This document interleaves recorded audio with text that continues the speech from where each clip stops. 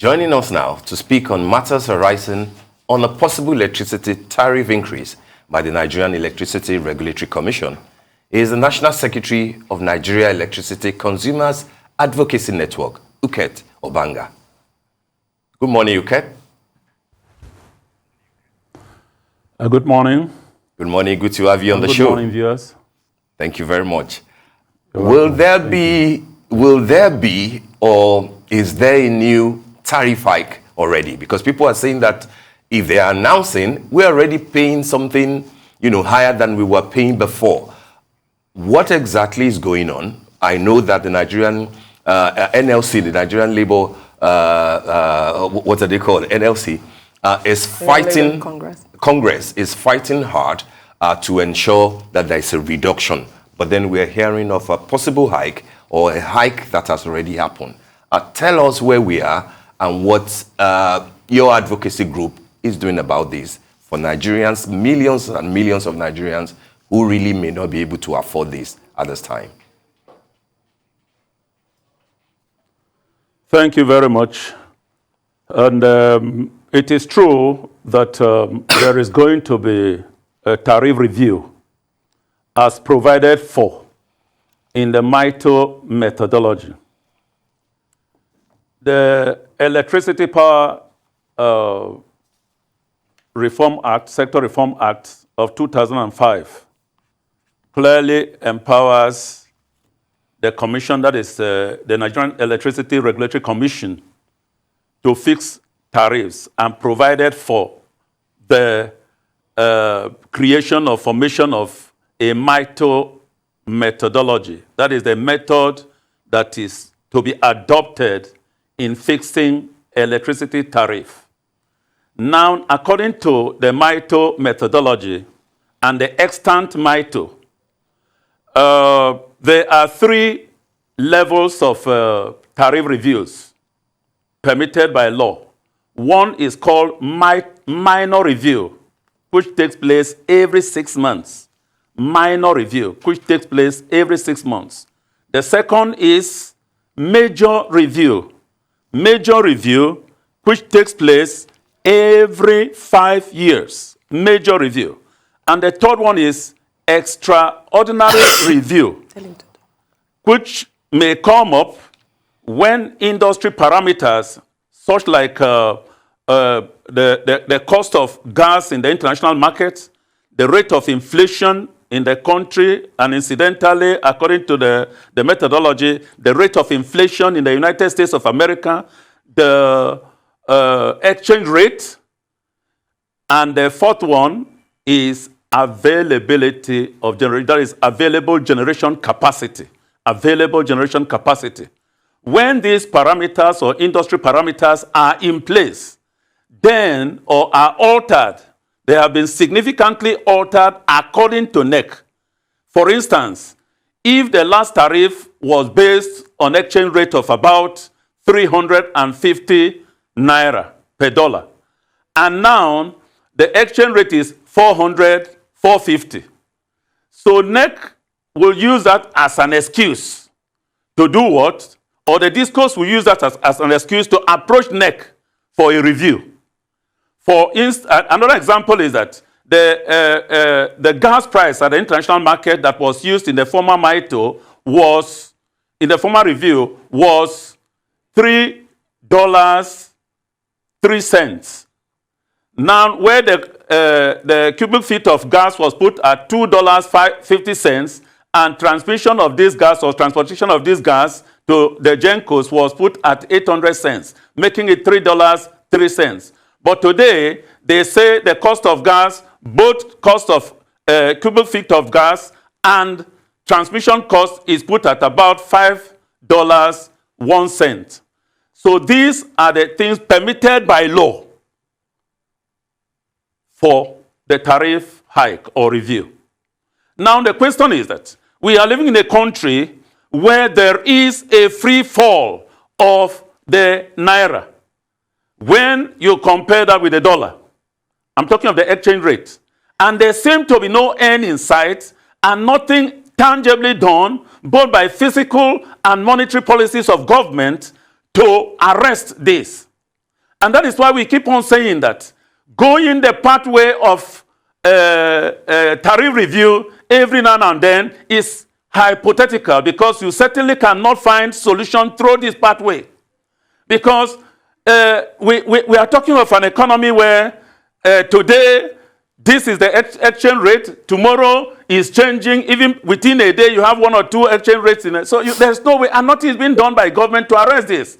All right. So that is, in summary, if the commission is proposing now, as it stands, to review, they are basing their review principally on the provisions of the MITO methodology that says every 6 months, there's going to be a review. And that is why they have sent out consultation to stakeholders and Nigerians to make input into what they intend to do by next month, December.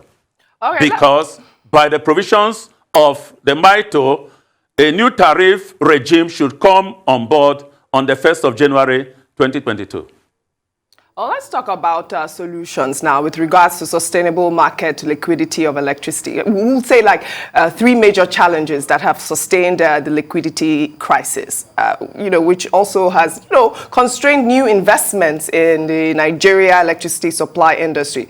There's the monopsony of the Nigerian bulk electricity trading company. There's also the subsidy regime, which we've been talking about forever. And then evidently the consumers' distrust of the electricity market. When we begin to break down these challenges, where do you see the most room for improvement?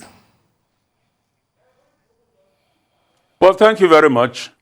There are challenges, no doubt, but to me and to us in NECAN, we believe that these challenges can be surmounted. Most of these challenges are man-made. And for us, these challenges come as a result of the governance structure in the NESE. What do I mean? We have every MITO that comes up precisely from the MITO 2.1 of 2014 to the MITO of 2015 that came into effect on the 1st of February 2016, the MITO 2015. And there are provisions made there. One, for A, T, C, and C, that is very huge, to be reduced to minimal level, manageable level. What is A, T, C, and C? Aggregate technical, commercial, and collection losses. And you see through even the quarterly reports of NEC that these percentages are still very huge.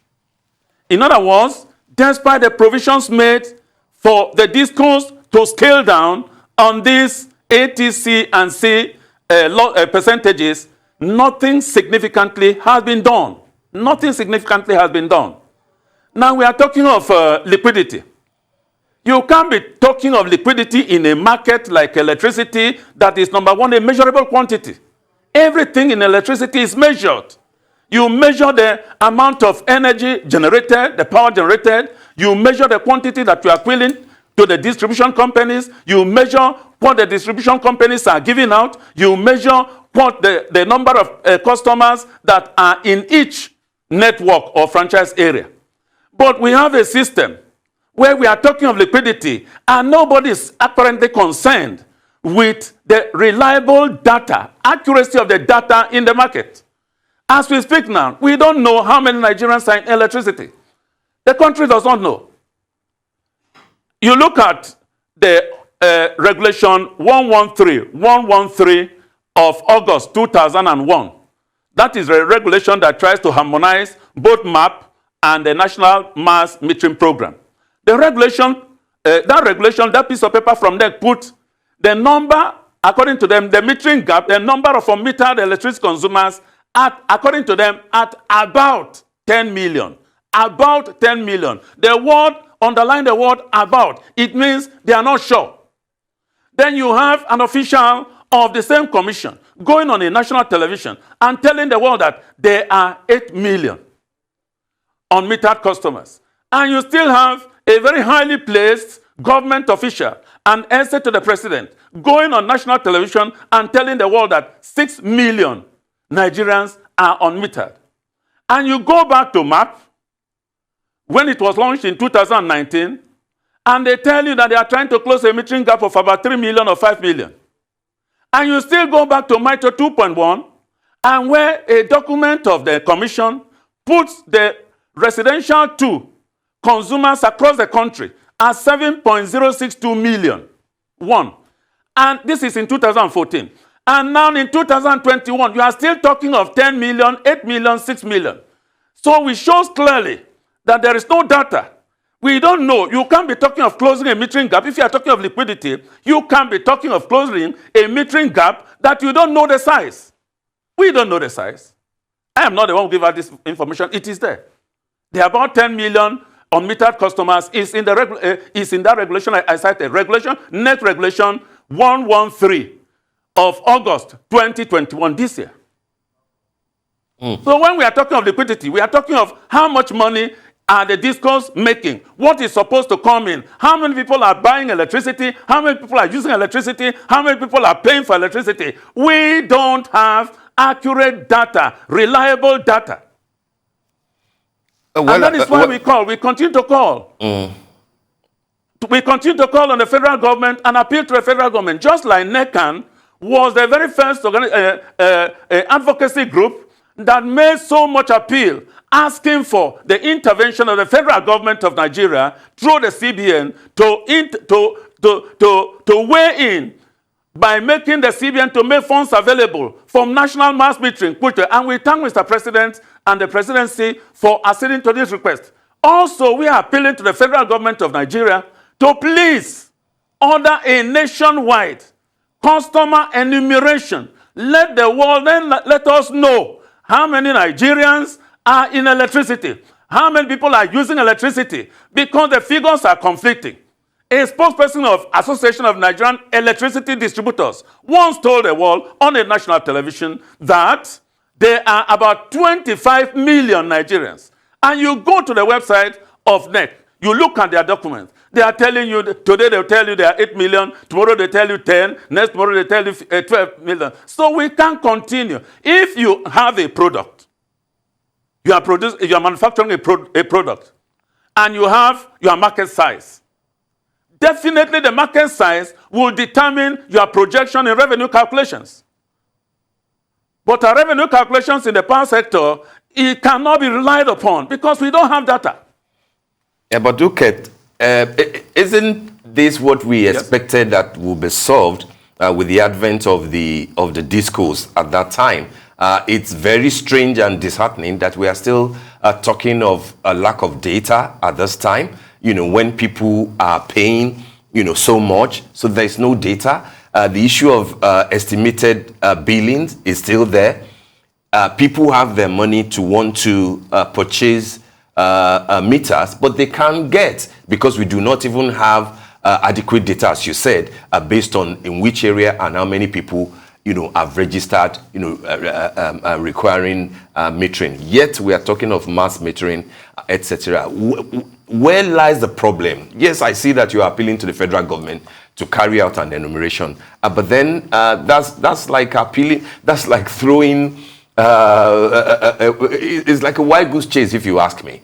What in specific ways do you think that we can work around this thing so that the promises that the discourse made at the beginning, can be realized, because people will continue to suffer. Estimated billing is killing people, and then we can't even get the light anyway. So the entire energy crisis, what are your own recommendations on how to navigate this very delicate aspect of our life? Okay, thank you very much.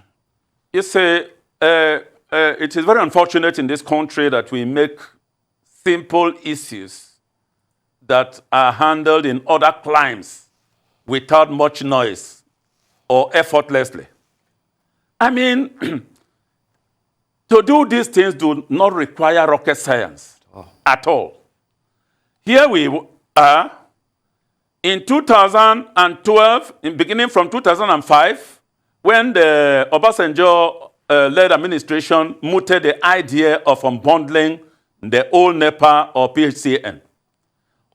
to the Jonathan administration that did what? The unbundling and the privatization, handing out over 60% of equity holdings in the power assets to these investors. What were we told in the beginning? We were told that these guys were coming in with the much needed capital to invest that the government then said they don't have. 2, they were coming in with technical expertise that they believe the defunct NEPA or PSCN workers were lacking, and other capacities. But is that what they came up with? Most of them who invested, who came in, I think about 2 or 3 discos paid the compulsory 230 million. Others obtained loans from local banks here. And they obtained these loans in 2012 at the rate of 150 naira per dollar. What is the exchange rate? Have they serviced these loans?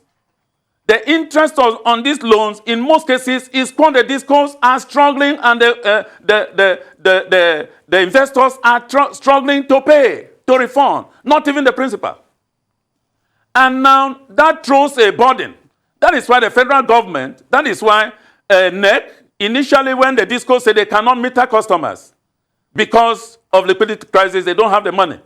They came up with CAPME, Credit Advance Payment for Metering Implementation, which came up in 2014 or thereabout. And the customers were told, if you can't wait for meters, free meters to come from the discos, then you can go and pay a certain amount of money. A single meter then was about 23,000 within Abuja here. I don't know others. And when you pay, you'll be metered within 60 days. But I can tell you freely that there are Nigerians who have paid for meters under CAPME in 2014, 2015, 2016, who have not been metered up till this moment. You're very correct. Then when that one failed, they came up with MAP, meter asset providers, which clearly states that the third parties should be licensed, who have the capital, the wherewithal, to bring in meters, and any customer who cannot wait for free meters from the discos can pay upfront to the MAP providers and get a meter. And according to the provisions, the regulations of MAP, it says the customer has to be metered 10 days, within 10 days. But I can tell you freely, from reports we have from the field, out there, that there are Nigerians who have paid for meters. Paid for meters. Some over a year, and they are yet to be metered. What happens? Are there sanctions for breaching the provisions of these regulations? If they are, is the Commission able to monitor compliance and sanction breaches? I'll freely tell you no, because it is happening.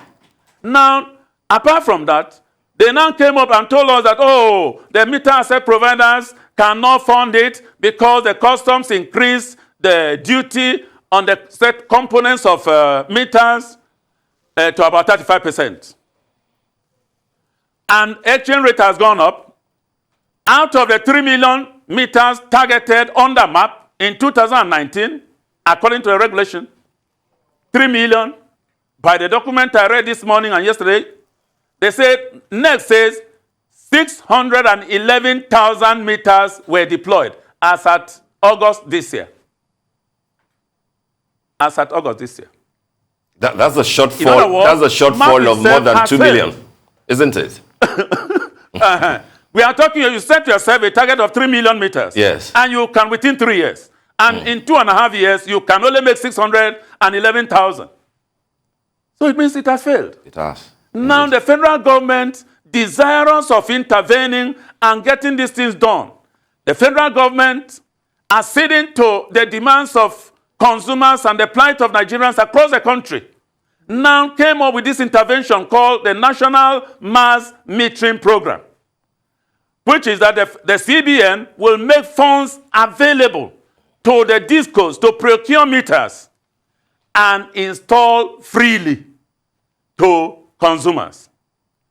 But we have evidence that these National Mass Metering Program meters are being sold by some discos in the guise of map meters. I repeat, I'm speaking on national television. These meters, some discos are selling them to consumers. I was invited to attend a program in one of the southern states. And in the course of that interaction with consumers, somebody came up with evidence, which I spent another extra day in that place to investigate.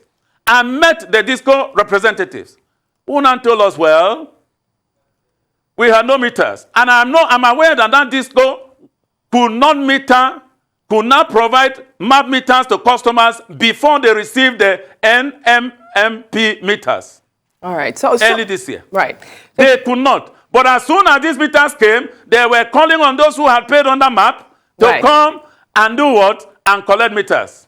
Clearly, there is corruption, like you have just highlighted. There is corruption in the market by service providers. You have these reports, in relation to breaching customer-related regulations. Now, what is the way forward? And do you agree that there should be a reconstitution of the governance structure in electricity distribution? And as an advocate, how can these customers that have lost their investments or money, how can they be compensated? Well, the provisions of the harmonized regulation, MAP regulation, and with the National Mass Metering Program, which I cited, Regulation 113 of August 2021, says clearly that the NMMP meters that are to be installed by the discos from the grants received from the CBN, the consumers shall be made to pay. So at the end of the day, the meters are not, after all, free. And how are consumers going to pay for these meters? According to what the chairman of NEC, Engineer Garuba Sanusi, said in a document. And if you wouldn't mind, I can read excerpts from that document to you. He says that customers who choose not to wait to receive meters based on the deployment schedule of NM shall continue to have the option of making upfront payment for meters which will be installed within a maximum period of 10 days. Such meters. Now, he talks in a section here that the cost of these meters shall form the tariff rate component. And when NEC is now advocating or sending out consultation papers for a tariff review, it is no longer the industry parameters that I mentioned in the beginning, the cost of gas, the available generation capacity, the exchange rate, the inflation rate, and the rest of them that will form. Now, they have harmonized the MAP program with the National Mass Metering Program. And because CBN is going to recover this money from the discos, and according to them, it's going to be a second line charge. When they begin to, a second line charge from the revenues of the discos. Now, NEC is trying to do what? Build in the costs for these meters and the services thereby into the new tariff. That is why they are asking for stakeholders' input. You are talking of solutions. Yes. If the National Mass Metering Program will be a huge success to achieve the desired results, then the federal government must prevail on NEC to wind down on MAP. To wind down on MAP. Because MAP has failed. You said your target was 3 million meters in a year. And in 3 years, rather. In 2.5 years, you cannot even make 1/3 of these meters available to Nigerians. And the complaints are there.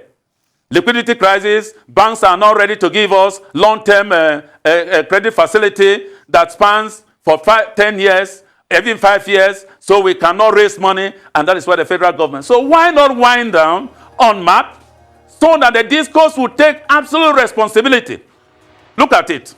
If now you build the cost of meters in the tariff, as they are proposing, what is going to be the distinguishing line between those who have had their meters installed?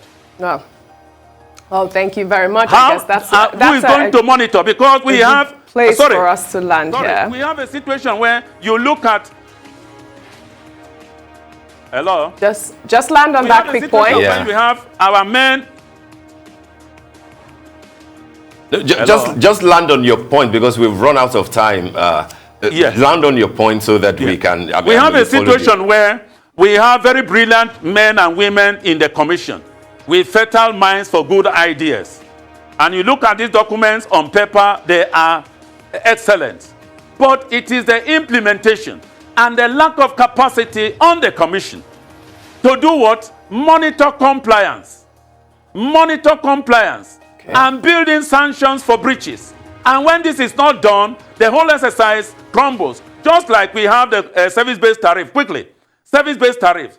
With the new customer classification of bands, customer bands A, they have to be given 20 hours of supply. Band B, we have to have 16 hours of supply minimum. Like that to band E, 4 hours in a day. All right. Now, well, unfortunately, we have run out of time. Most consumers are not complying with these regulations. All right. Yes? All right. We have run out of time. Unfortunately, I wish we had more time with you today. Thank you very much for joining us on the morning show.